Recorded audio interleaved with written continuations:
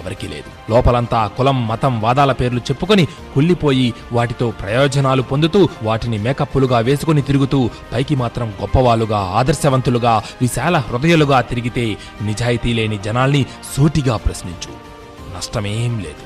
అసలు తాను నిఖార్సైన మనిషా కాదా అని ఒక్కొక్కడి గుండెల్లో నీ ప్రశ్నలకు స్కానింగులు అవ్వాలి. కులాలు మతాలు పక్కనబెట్టి తమకు తాము బ్రతకడం చేతకాని బ్రతుకుల్లో మళ్ళీ ఆదర్శాలు ఒకటా?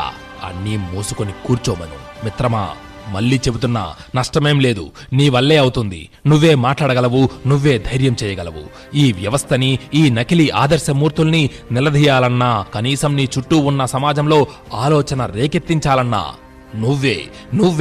నువ్వు మాత్రమే చేయగలవు. ఇది అక్షర సత్యం. రాసిపెట్టుకో. గొప్ప స్థానాల్లో ఉన్న వాళ్ళని చూసి వాళ్ళకి అదృష్టం ఉంది, మనకు లేదు. మనకు అదృష్టం ఉంటే ఇంకాస్త ఎత్తుకు ఎదిగేవాళ్ళం అనుకునే వాళ్ళని